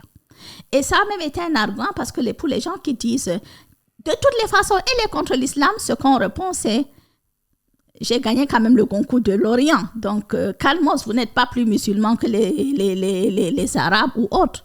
Donc, voilà, ça a été un argument. Mais l'islam a toujours donné une place à la femme. L'islam n'a jamais dit qu'il faut marier les filles précocement. L'islam n'a jamais donné le droit à un homme de frapper sur sa femme. Et donc, ne prenons pas le prétexte de la religion. Et c'est qui m'énerve plus que tout, Philippe, c'est que la religion elle-même est prise en otage. Et ça, je parle vraiment pour tous mes romans, que je parle de la polygamie, ou même du harem du roi qui vient de sortir, ou même de ces femmes accusées d'être des sorcières. Surtout, arrêtons d'accuser l'islam, le christianisme ou les autres religions de tous nos travers. Oui, parce qu'effectivement, c'est un bouc émissaire facile. Voilà. Dans lequel les gens... En fait, quand on n'a plus d'arguments pour vous attaquer, quand on ne sait plus par où passer, eh bien là, directement, on s'attaque à quelque chose d'intime parce que la religion, c'est intime. Quand quelqu'un m'insulte, « Ah, d'ailleurs, tu es une mauvaise musulmane, tu iras en enfer, mais tu es le gardien de l'enfer. On t'a envoyé pour surveiller ma foi. » Il doit savoir... Occupe-toi de tes oignons. Il sait qui entre, qui sort parce qu'il est là-bas, peut-être. Non, mais c'est ça aussi. Et puis, moi, je leur dis même, et c'est très choquant, je dis, mais est-ce que je suis même obligée d'abord d'être musulmane? C'est un choix personnel que je fais. Bien sûr. Donc, voilà, il faut qu'on arrête ça. Bien sûr. Qu'est-ce que tu voudrais bien répondre à cette personne, bien évidemment, dont on taira le nom pour des besoins évidents de confidentialité. Donc, voici la question. Je fais face à un problème. C'est un peu long, l'histoire qui est racontée, mais je pense qu'elle permet de comprendre la teneur du problème. Je fais face à un problème. Je suis arrivé en France clandestinement en 2018, mais j'ai eu la chance d'être pris en charge par la protection de l'enfance en France. J'ai suivi une formation en alternance et maintenant je travaille avec un revenu mensuel de 1 600 €. Je suis maintenant régularisé, mais je suis confronté à la pression sociale de ma famille. Ils voient quelqu'un qui vit en Europe et pensent que j'ai tout, alors que je ne leur ai pas encore dit que j'ai obtenu mon titre de séjour et que j'ai commencé à travailler. Maintenant, ils attendent avec impatience que j'obtienne mon titre de séjour et que je trouve un emploi stable pour ensuite prendre en charge toutes leurs dépenses. Même lorsque j'étais au lycée, je recevais chaque mois de nombreuses demandes d'argent, surtout de la part des frères de mon père, avec souvent des menaces à la clé et des leçons de morale. Par exemple, ils me disent que si je n'envoie pas d'argent, ils ne me parleront plus ou qu'ils mettront ma mère à la porte. Ou encore, ils me mettront la pression pour la construction de maisons, au pluriel, alors que je n'en ai pas les moyens car je ne suis pas encore financièrement stable. Nous avons une grande famille composée d'environ 30 à 40 personnes. En refusant les demandes d'envoi d'argent, je fais face à des critiques et des menaces envers ma mère au village. Je subis également une pression sociale pour le choix de ma future épouse et l'endroit où nous vivrons ensemble. Dans notre culture, lorsqu'on vit à l'étranger, on est souvent obligé de retourner au Mali pour épouser une femme, et souvent une femme que l'on n'a même pas choisie. Cette femme restera ensuite dans notre famille au village, et nous rentrerons chaque année ou tous les 2 ans pour rendre visite à notre famille et à notre femme. Pourtant, je ne veux pas de cette vie-là. Je souhaite épouser une femme à l'étranger, ou même si je me marie avec une femme au Mali, je veux pouvoir l'emmener partout où je vais. Malheureusement, la famille s'oppose souvent à ce que tu puisses épouser une femme à l'étranger ou à ce que ta femme mariée au Mali puisse te suivre à l'étranger. Ils considèrent que tu dois marier une femme pour la laisser dans la famille au village afin qu'elle travaille à la maison, cuisine et s'occupe de tes enfants. J'aimerais que vous analysiez cette situation et me proposiez des solutions, même si cela va à l'encontre des croyances de certaines personnes de ma famille. C'est une histoire très émouvante. Oui. Qui ne m'étonne pas. Qui ne m'étonne pas parce que c'est très fréquent, dans le Sahel surtout. La pression sociale dont cette personne parle, eh bien, on la subit tous. Et à un moment, il faut qu'on arrive à se défaire de ça. Parce que vous avez des personnes qui sont là totalement pour bouffer votre vie. Des personnes qui sont toxiques, qui vous font subir un harcèlement moral. Mais comme ce sont des membres de votre famille, vous ne vous rendez pas compte parce que vous les aimez en réalité. Toutes ces traditions qui vous oppressent, qui vous tient point et pieds liés, en réalité, vous devez d'abord vous-même vous en libérer. Personne d'autre ne peut vous libérer. En réalité, c'est vous-même qui pouvez vous libérer. Et le fait que vous soyez loin, que vous puissiez être indépendant, que vous ayez la chance d'avoir un emploi, ça, c'est déjà quelque chose de très important. Généralement, ça, c'est plus vrai pour les femmes. C'est beaucoup plus difficile parce qu'elles sont dépendantes financièrement. Mais une fois qu'on gagne son propre argent et qu'on ne dépend plus des personnes financièrement, eh bien, à ce moment-là, on a le choix. Donc, cette personne, je pense qu'elle ne se rend pas compte, mais qu'elle a le choix de dire non à toutes ces pressions sociales. Les choses vous touchent uniquement quand vous vous en préoccupez. Vous n'êtes pas, c'est-à-dire là, obligé d'aller construire des maisons à toute votre famille, 30 personnes, 30 à 40 personnes, à tenir. Donc, si vous acceptez de céder une seule fois, vous allez céder toute votre vie. Et croyez-moi, pour avoir moi-même subi ça, ça ne sera jamais suffisant. Jamais suffisant.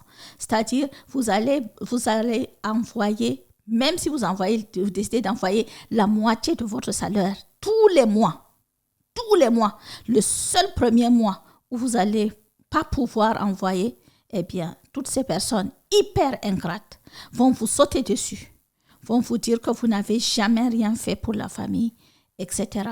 Donc, il faut commencer par ne pas céder. On a notre culture aussi, mais également dans notre vie, même de tous les jours, on sait que voilà, on peut faire de l'aumône, on peut aider les autres, on peut aider des membres de notre famille. On sent que c'est notre devoir, mais ça doit être très limité. C'est-à-dire, je ne vais pas dire à cette personne de ne pas aider ses parents. Non, parce que c'est notre culture. Vous pouvez aider vos parents, mais pas en vous privant. Vous pouvez aider vos parents dans un montant que vous allez estimer raisonnable. Et puis, c'est tout. Donc, s'ils veulent mettre votre maman à la porte, dites-leur d'y aller. Ils n'ont qu'à la mettre à la porte. Elle ne perd rien de toutes les façons de vivre avec des personnes aussi toxiques. C'est un chantage moral. Donc, il faut refuser ça. S'ils mettent la maman à la porte, vous avez les moyens de vous occuper de votre maman parce que c'est en Afrique que ça se passe. Et pour votre épouse, ne cédez surtout pas au risque d'avoir une vie pourrie. Parce que si vous cédez et que vous acceptez d'épouser la femme qu'ils veulent, c'est encore un autre moyen de pression que vous leur donnez. Si vous acceptez d'épouser une femme que vous n'aimez pas, vous allez être malheureux toute votre vie. Et puis ensuite, une femme que vous allez épouser, vous vivez en France, vous avez fait des études, vous avez un boulot, vous n'avez pas besoin d'une femme qui sera totalement dépendante, vous avez besoin d'une femme qui sera un soutien pour vous. D'une femme qui va se battre à votre côté, d'une femme qui va être la mère idéale pour vos enfants, d'une femme qui elle-même a fait des études, qui est indépendante et qui n'est pas là pour être la domestique des membres de votre famille. Donc, surtout, non seulement ne cédez pas, mais épousez plutôt une femme que vous allez rencontrer tranquillement de là où vous êtes, peu importe sa nationalité. Du moment que vous partagez les mêmes valeurs, c'est ça le plus important, c'est d'être heureux. Donc, il faut d'abord commencer par vous libérer vous-même. Il n'y a rien en réalité qui vous attache. Et ça, c'est aussi quelque part, ça rejoint le sujet de mon prochain roman, Le harem du roi, parce qu'on se rend compte que la servitude dont on parle en réalité, il n'y a pas de... C'est des chaînes invisibles en fait qui vous attachent et c'est ça aussi notre tradition, notre culture et tout ça. Donc, c'est toutes ces chaînes qu'on ne voit pas qui vous attachent et dont personne ne peut vous en défaire sauf vous-même. Donc, il faut que vous faites un travail sur vous-même pour pouvoir vous libérer. Et une fois que vous êtes libre, vous allez vous rendre compte qu'en réalité, vous ne devez rien à personne. S'il y a même des personnes à qui vous devez quelque chose, c'est peut-être juste les parents qui vous ont élevé, qui vous ont mis au monde, et puis c'est tout. C'est mon avis. L'une des dernières questions que je vais te poser, c'est comment tu réagis, comment tu te sens quand tu vois que d'autres femmes qui connaissent cette réalité t'attaquent ou t'accusent? Parce que ce qui est parfois choquant dans ce genre de situation, c'est que ce sont même les gens même qui ont parfois vécu ça dans leur chair qui deviennent les défenseurs de l'intolérable. De leur bourreau. En fait, ce n'est pas une situation qui me choque ou qui m'étonne. Au départ, si. Mais après, en étudiant ce que c'est qu'une emprise, je me rends compte que ce sont des femmes qui sont victimes en réalité et qui veulent vraiment montrer à leur bourreau qu'elles sont bien, elles sont parfaites, elles ne sont pas comme moi, elles ne vont pas se révolter. Donc, soit elles n'ont pas encore compris, soit alors la souffrance est trop faible encore parce que si vous continuez à vous laisser frapper, à vous laisser écraser, etc., le prochain coup sera peut-être le coup qui va vous tuer. Donc, moi, à ces femmes-là, je réponds très gentiment, mais faites attention. Faites attention. Faites attention à vous, mais surtout faites attention à vos filles. Faites attention à vos fils. Parce qu'ils reproduisent, les enfants sont des éponges, ils reproduisent ce qu'ils voient quand ils sont petits. Quand ils voient une maman qui passe les journées à pleurer, qui se bat avec une coépouse, qui ne peut pas sortir, qui est oppressée, etc., ils vont croire que c'est normal, qu'une femme doit être comme ça. Quand ils voient un frère ou un papa qui ne fait que crier dans sa famille, que quand il rentre à la maison, tout le monde s'est recroquevillé, on balaye vite vers le salon pour qu'il n'y ait pas de désordre, on ne parle plus très fort, etc., les enfants vont reproduire. Alors faites attention, mesdames, faites attention, messieurs. Mais vraiment. Merci beaucoup, Amal, d'avoir pris le temps de venir nous voir pour avoir ce bel échange. J'espère que vous avez, tout comme moi, pris beaucoup de plaisir à l'écouter, envie de la lire, même ceux qui ne lisent pas beaucoup, qui n'ont pas l'habitude. Commencez par 1 page, 2 pages. Qu'est-ce que tu veux dire aux gens qui ne lisent pas ou se disent non, moi je ne lis plus ou... En réalité, il n'y a pas un autre moyen pour se cultiver. La lecture, c'est la seule possibilité, c'est le seul moyen de se cultiver. Et donc, lire, c'est extrêmement important. On va te dire, il y a TikTok, il y a les... Les réseaux sociaux, oui, c'est important, c'est bien. Ouais. Mais ça nous fait passer aussi le temps et puis quelquefois, ça génère vraiment du business. Ouais. C'est bien quand ça nous apprend des choses. Mais ce n'est pas le seul moyen. On ne peut pas juste dire, voilà, j'ai regardé TikTok, j'ai regardé les réseaux sociaux et puis c'est suffisant, j'ai ma dose. Non. Il faut aussi avoir le temps, avoir cette culture de la lecture. Mais quand même, Philippe, je ne suis pas d'accord avec une chose. On dit toujours, quand vous voulez cacher quelque chose à un Camerounais, mettez-le dans un livre. Un noir même. Tu sais quoi? Ouais. Walanda, mon premier roman. Oui. Je pense après 2-3 ans, il s'est quand même vendu au Cameroun à plus de 10 000 exemplaires. C'est qui les a achetés? Qui a lu? C'est les Camerounais. Donc, ils ont juste besoin d'avoir des livres qui leur parlent, d'avoir des livres dont on parle aussi. Parce que quelquefois, les auteurs font cette erreur. J'ai publié mon roman et puis c'est bon, l'éditeur va le mettre dans les librairies et puis c'est plus mon travail. Ça ne marche pas chez nous en Afrique. En Afrique, tu dois aller intéresser les gens. S'il faut même, en tant qu'auteur, fais du porte-à-porte pour vendre ton roman. Oblige-les à écouter ce que tu as à dire. Et puis, ils vont être intéressés, ils vont l'acheter. Mais si juste je viens, je trouve un livre dont personne n'a jamais parlé, dont je ne sais même pas qui est l'auteur, pourquoi je vais l'acheter? Il n'y a aucune raison pour que je l'achète. Donc, il faut que les auteurs... Est-ce que tu écumes les plateaux télé, tu vas à la radio? Je fais tout ça. Je suis dans tout. Je ne suis pas encore dans TikTok. Oui. Parce que je ne suis pas très... Mais je pense que je vais commencer à apprendre.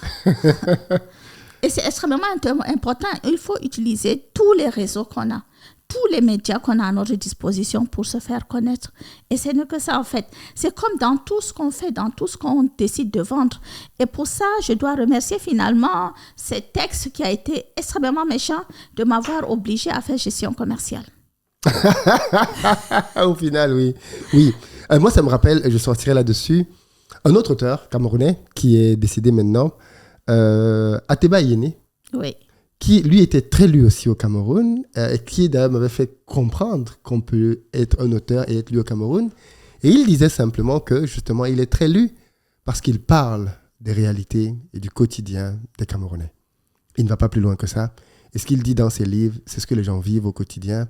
Et le fait de le ramener dans de la littérature, bien évidemment, donne du succès. Et je pense que c'est peut-être aussi ce côté-là que l'on retrouve chez toi. C'est que tu parles des choses que l'on sait, des choses que l'on ne veut pas entendre, ou des choses que l'on soupçonne. Tu les ramènes au grand jour et tu nous les poses ça là. Voilà ce qui se passe. On en fait quoi? Qu'on le veuille ou pas, on est obligé de savoir ce qui se passe là-dedans. Et donc, mais c'est vrai, d'ailleurs, c'est un écrivain que j'aime beaucoup. Et quand je suis arrivée à Yaoundé, justement, j'ai été accueillie dans un cercle d'atelier d'écriture tenu à l'époque par Pape Mongo, pardon. Et justement, il fréquentait aussi ce club et cet atelier. Et ce concept qui était nouveau à l'époque, la nouvelle littérature camerounaise, donc c'est ça, l'anolika. Et donc, voilà, c'est quelqu'un que j'apprécie beaucoup. Et ce qu'il a dit comme raison qui pousse les Camerounais à lire, en réalité, c'est ça.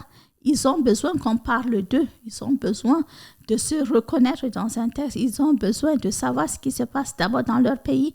Et s'il y a quelque chose, tu sais, Philippe, que moi, je déplore beaucoup, c'est que dans le sud du Cameroun, quand les parents, ou les personnes, quand elles sont en train de discuter entre elles, le rêve, c'est de pouvoir aller en Europe, d'aller ailleurs. Donc, même si on doit amener les enfants en vacances, on se dit le must, c'est de pouvoir amener ses enfants aux États-Unis, en France, en Angleterre, etc. Dans le Grand Nord Cameroun, c'est le contraire. Le must pour les vacances, c'est d'amener ses enfants à Yaoundé, à Douala, à Bafoussam. Vous voyez un peu? Mais pour moi, sincèrement, on doit aimer notre pays. Parce que si on ne l'aime pas, si on fuit notre pays, si on ne fait rien dans notre pays, eh bien, il ne va jamais se développer. On va toujours rester envieux des autres pays.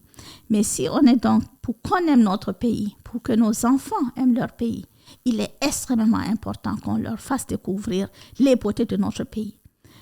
Donc, du nord au sud, on ne se rend pas compte de la diversité culturelle, de la diversité des sites touristiques que nous avons la chance d'avoir, de la diversité des paysages.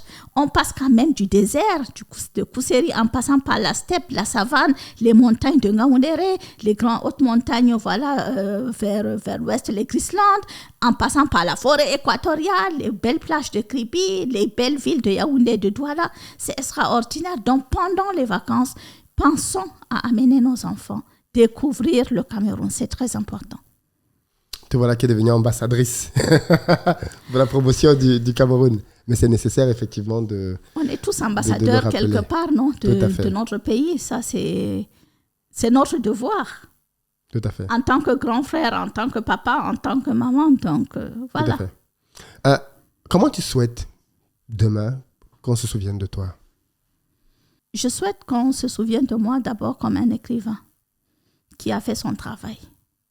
Je souhaite également qu'on se souvienne de moi comme une femme forte qui a vécu, qui a tenu tête, comme une maman qui a assumé ses devoirs. Je souhaite qu'on se souvienne de moi comme une fille de l'extrême nord, digne de ses parents, digne de son pays, digne de ses enfants. Voilà. Merci beaucoup, Amal. Merci Philippe. Merci. Nous arrivons au terme de notre émission. J'espère qu'elle vous a plu. J'espère que vous avez appris énormément de choses. Si vous ne l'avez pas encore fait, c'est le moment. Allez dans la barre de description. Réservez votre ou vos livres. Prenez le temps de les déguster. Je pense que vous n'allez pas voir le temps passer. Et la passion qu'elle dégage, bien évidemment, va certainement se retrouver aussi dans ces livres. Certains vont peut-être être choqués de certaines choses, mais c'est l'intérêt. Ce n'est pas le but, c'est pas d'aller forcément à la rencontre de ce que l'on sait, mais aussi de ce que l'on ne sait pas. Merci beaucoup, vraiment, merci beaucoup. Tu parles avec le cœur, ça s'entend, et ça fait beaucoup de bien. Merci Philippe, vraiment, merci. Et puis, je voulais aussi te dire que j'adore ce que tu fais. Tu es une inspiration aussi pour les jeunes, pour les gens du pays, mais vraiment au-delà. Et je suis extrêmement fière de ce que tu fais, vraiment. Merci beaucoup. Les amis, rendez-vous dans la barre des descriptions. Partagez massivement la vidéo. Offrez le livre, parce que offrir des livres, c'est important. C'est très important. Offrez des livres. C'est le moyen le moins cher d'apprendre. C'est-à-dire que ce que vous avez à apprendre dans un livre par rapport à ce qu'on dépense, c'est ridicule. Mais prenez le temps d'offrir des livres. Et on attend impatiemment la prochaine pépite. Très, très bien racontée. Le 19 août. Le 19 août. Préparez-vous aussi pour ce nouvel ouvrage. Et je pense que c'est important de soutenir nos auteurs et d'acheter des livres. D'acheter les livres, de les offrir, de les partager. Voilà. Allez, les amis, sur ce, je vous dis ciao.